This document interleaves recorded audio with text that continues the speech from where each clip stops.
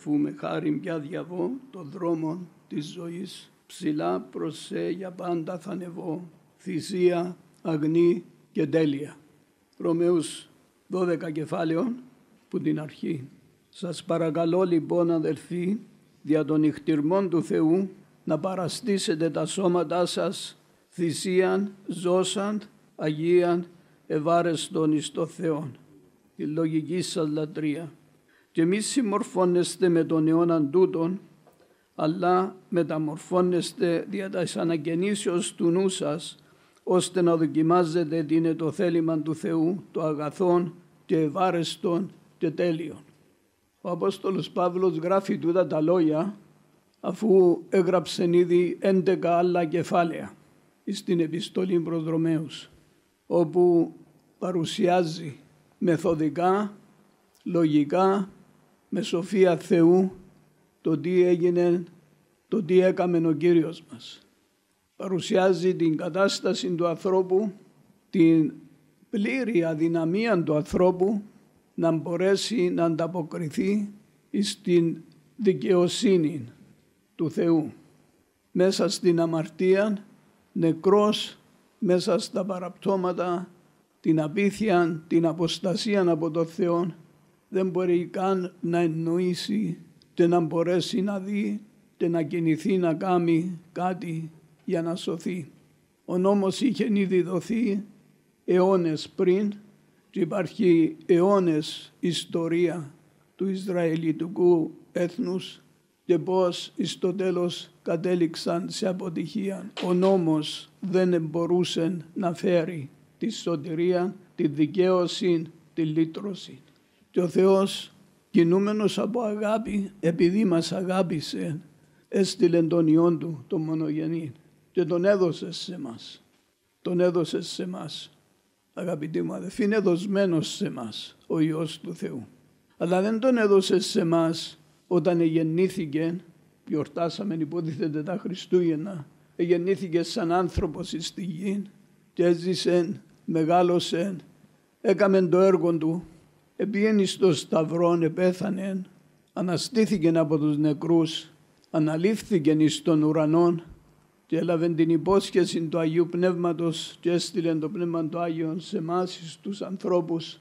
Τότε ήταν που ήρθε ο Χριστός μέσα στο Πνεύμα του Άγιον και δόθηκε από το Θεό σε εμάς για να κατοικεί μέσα μας. Παραπάνω για να γίνει η ζωή μας. Τούτη η θυσία, αγαπητοί μου αδελφοί, είναι η θυσία του Ιησού Χριστού. Είναι η θυσία του Υιού του Θεού. Είναι εκείνος ο οποίος εκένωσε τον εαυτόν του, επήρε δούλου μορφήν, έγινε υπάκουος εις το Θεόν, υπάκουος μέχρι θανάτου, θανάτου σταυρού. Και ο Θεός τον ανάστησε από τους νεκρούς και τον υπερύψωσε και του έδωσε το όνομα πάνω από κάθε άλλο όνομα. Αλλά τι έγινε, αδελφοί μου? Ένας άνθρωπος, ο άνθρωπος Ιησούς Χριστός, ο άνθρωπος ο Ιησούς ο Ναζωραίος, έζησε μια ζωή χωρίς αμαρτία πάνω στη γη και μετά με το θέλημα του Θεού επίεν εις το σταυρόν. Οι άνθρωποι χωρίς καμιά δικαιολογία, κανένα λόγο, τον εκαταδίκασαν. Η θρησκεία, ο ανθρώπινος νους, οι ανθρώπινες προσπάθειες, τα πάντα στραφήκαν εναντίον του και τον θανατώσαν. Ήταν θέλημα του Θεού, αλλά κάμαν το οι άνθρωποι. Και υπήρξε και προδοσία από τους ανθρώπους. Πολλές φορές σκέφτομαι το Πάσχαν κάφκουν τον Ιούδαν, γιατί πρόδωσαν τον Χριστό. Και λέω που να ξέρουν ότι είναι τον εαυτόν τους που κάφκουν, είναι τον εαυτόν τους που καταδικάζουν. Όλον το ανθρώπινο γένος επρόδωσε το Θεό. Μέσα στον Αδάμ όλοι είναι προδότες. Επρόδωσαν τον δημιουργόν τους. Επρόδωσαν εκείνον που τους έδωσε ζωή, εκείνον που τους έκαμε. Και σήμερα είναι προδότες όλοι οι άνθρωποι, προδίδουν τον Θεό. Περιφρονούν τον, δεν θέλουν να το δουν, δεν θέλουν να έχουν σχέση μαζί του, θέλουν να είναι ανεξάρτητοι, όπως λέγονται, να κάνουν ό,τι θέλουν ήδη. Προδοσία. Αλλά ο Κύριος μας ήρθε για να κάνει μια θυσία. Και τούτη τη θυσία που εψάλαμε. Εις το τέλος το κάλεσμα του Θεού είναι και σε εμάς να παραστήσουμε τα σώματα μας θυσίαν ζώσαν, αγίαν και βάρεστην εις το Θεό. Τώρα μπορώ εγώ να κάνω το πράγμα, μπορώ να παραστήσω το σώμα μου θυσίαν εις το Θεό και να είναι άγια και βάρεστη. Μια οδός υπάρχει μόνον, αδελφοί μου. Να είναι η ζωή μου ο Χριστός.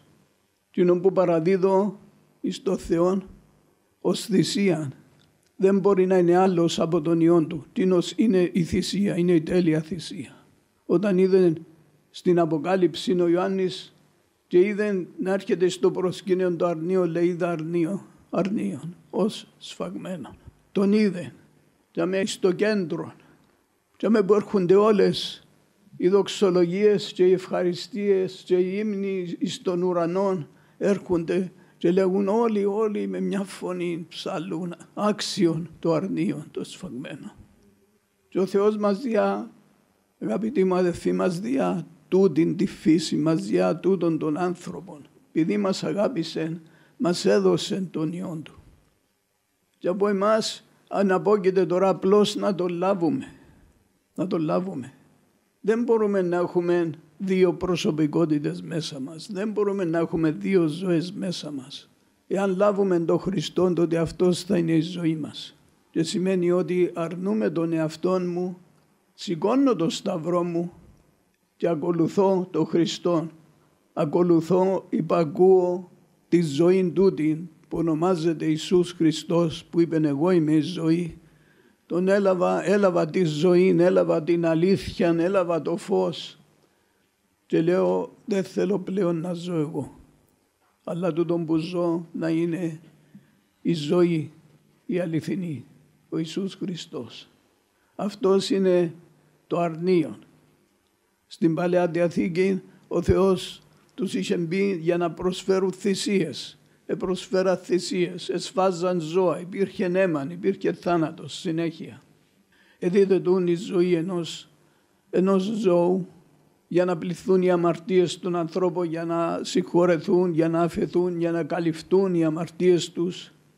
Αλλά οι άνθρωποι έμεναν ήδη και πληρώναν τα ζώα, τα αρνιά, μέχρι που ήρθε το αρνείον, που επλήρωσε αληθινά με τη θυσία του μιαν για πάντα, η τέλεια θυσία, γιατί ήταν πραγματικά μια ζωή, ένας άνθρωπος χωρίς αμαρτία.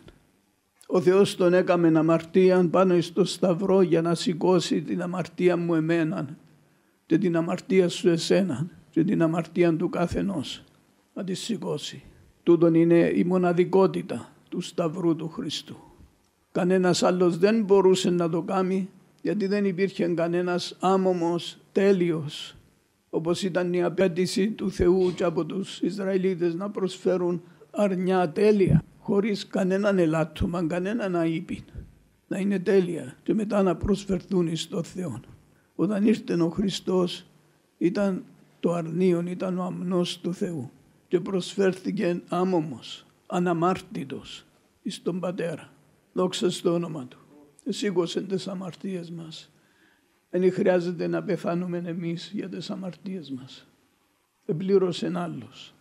Είναι τελειωμένο. Είναι όλα τελειωμένα, αδελφοί μου. Είναι όλα τελειωμένα μέσα στο Χριστό. Αφού υπάκουσε, δηλαδή έμαθε από όσα έπαθε την υπακοή, έγινε υπάκος μέχρι θανάτου, δηλαδή και έγινε τέλειος. Και αφού έγινε τέλειος, έγινε αιτία αιωνίου σωτηρίας σε όποιους προσέρχονται σε Αυτόν, σε όποιους Τον εμπιστεύονται.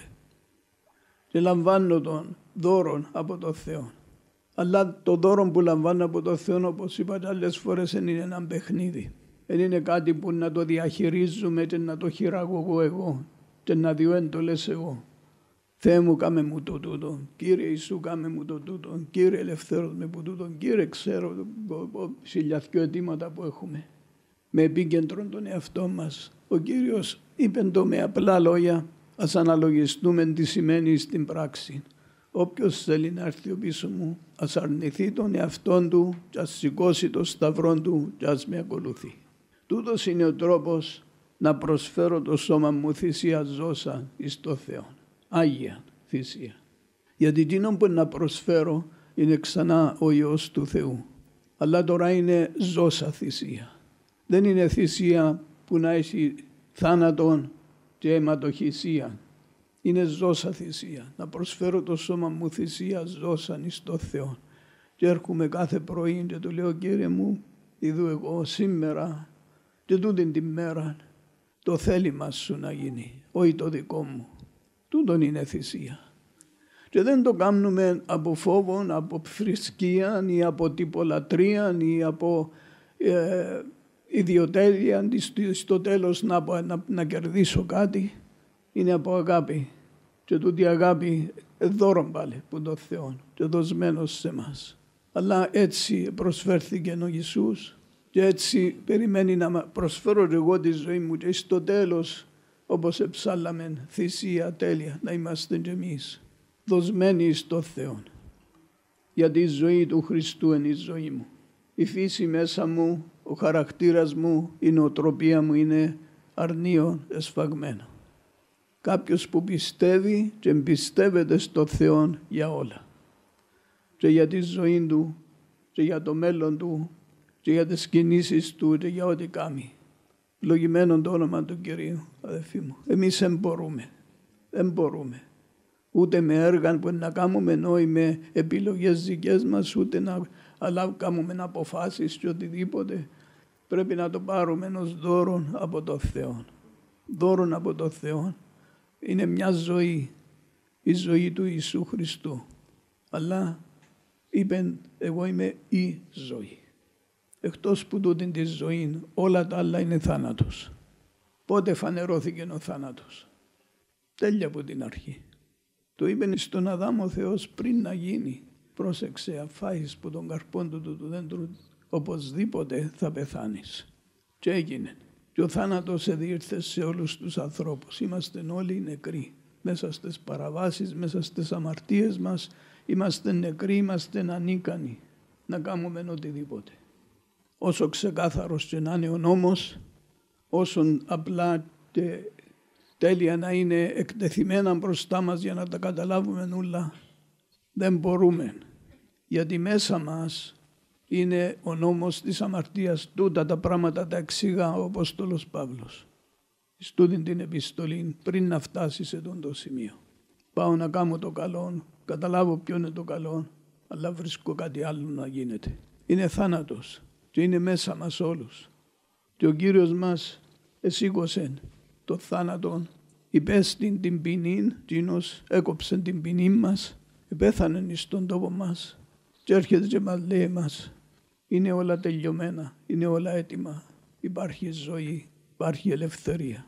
Πίστεψε, λάβε, είναι δώρο, φίλοι μου, είναι δώρο. Και έτσι άμα θέλετε να μιλήσετε σε κάποιον το Ευαγγέλιο, δεν του λέτε να κάνει πράγματα γιατί δεν μπορεί να τα κάνει. Το Ευαγγέλιο είναι λάβετε εκείνον που σας διά ο Θεός. Είναι τελειωμένο, είναι έτοιμο να ανοίξετε την καρδιά σας, πιστέψετε το, λάβετε το. Ο Θεός να ενεργήσει τα πάντα. Εκείνοι που είναι, δεν ξέρω να πω τη φράση, που είναι ταγμένοι για τη ζωή, θα έρθει πρώτα το Πνεύμα το Άγιο και να τους δώσει να καταλάβουν ότι είναι αμαρτωλοί, ότι είναι πεθαμένοι, ότι είναι άχρηστοι. Θα το καταλάβουν, θα το ξέρουν τούτο. Και όταν ακούσουν το όνομα του Ιησού Χριστού και το δώρο του Θεού, απλώς το λαμβάνουν με την πίστη. Αλλά τώρα μιλούμε για παρακάτω. Ελάβαμε ο Χριστός μέσα μας, έχουμε το Πνεύμα του Θεού, έχουμε τον Χριστό μέσα μας. Ο Χριστός είναι τέτοιος, είναι αρνίον εσφαγμένο, είναι αρνίον το αρνίον του Θεού. Έτσι είναι τώρα, έτσι ήταν από καταβολής κόσμου και έτσι θα είναι. Και ξέρετε γιατί? Διότι μόνο από εδώ μπορεί να ξεκινήσει τέλεια, ειλικρινής, αγνή αγάπη. Πατέρα μου, όχι όπως θέλω εγώ, αλλά το δικό σου θέλημα να γίνει. Δεν ήταν πίεση, δεν ήταν εξαναγκασμός, ήταν αγάπη. Ήταν αγάπη. Αγαπώ τον Πατέρα και κάνω ό,τι μου λέει. Αγαπώ τον Πατέρα και κάνω τις εντολές του. Όποιος με υπακούει και κάνει τι του λέω είναι επειδή με αγαπά. Όποιος με αγαπά θα με υπακούει. Ζήσαμε μια ζωή άλλος πώς, μια ύπαρξη, όπου οι Κύριοι είμαστε ο εαυτός μας. Και με που είναι αυτός μου ο Κύριος και κοιτάζει το συμφέρον του και θέλει τα δικά του, δεν μπορεί να υπάρξει αγάπη. Είναι όλα πλαστά. Αληθινή αγάπη. Η αληθινή αγάπη δεν ζητά τα εαυτής. Η αγάπη. Αυτή καθ' αυτή είναι η αγάπη. Και εν τούτον που περιέχεται δαμε στη θυσία. Η θυσία, αγαπητοί μου αδελφοί, είναι η πόρτα που ανοίγεται σε εμάς για να αγαπούμε. Και για να αγαπούμε ο ένας τον άλλο. Να αγαπούμε ο ένας τον άλλο.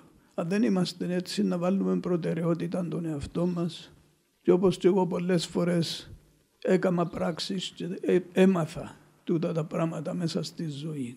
Έμαθα τα μέσα στη ζωή. Θέλω κάτι, δεν μπορώ τώρα, είμαι κουρασμένος, να κοιμηθώ, έχω ανάγκη, πεινώ τώρα, να πάω να φάω. Δεν θέλω να δώσω, δεν θέλω να δοθώ. Εάν παραστήσω το σώμα μου θυσία, Άγιον εις το Θεό, τούτα όλα θα παραμεριστούν. Ήταν αγάπη, αδελφοί μου. Η βάση της θυσίας του Χριστού ήταν αγάπη. Αγάπη στον Πατέρα, αγάπη σε μας, αγάπη που τον έκαμε να δώσει τη ζωή του, να βάλει κάτω την ψυχή του για μας. Ήταν αγάπη. Δόξα στο όνομα του Κυρίου. Έτσι ας ακούσουμε τώρα τα λόγια του Αποστόλου Παύλου. Ο Χριστός μας έδωσε ένα πνεύμα, το πνεύμα του Υιού, πνεύμα υιοθεσίας. Ο Χριστός μας έδωσε πνεύμα δυνάμεως και αγάπης και σοφρονισμού. Για να έχουμε και τη δύναμη και την αγάπη και τη σωστή νου, ούτως ώστε να δοθούμε και να διδόμαστε καθημερινά το σώμα μας τούτο, όχι να μας διατάσσει, αλλά να το παριστάνουμε για το θέλημα του Θεού.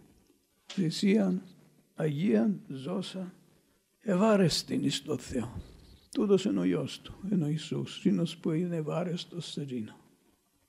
Έθελα να μοιραστώ τα λόγια και μετά η ύμνη που εψάλαμε εδώ κάμω την όθηση να τα μοιραστώ. Τούτη θυσία μου την κάνω σαν Υιός Θεού, σαν τον Ιησού Χριστόν. Αμήν.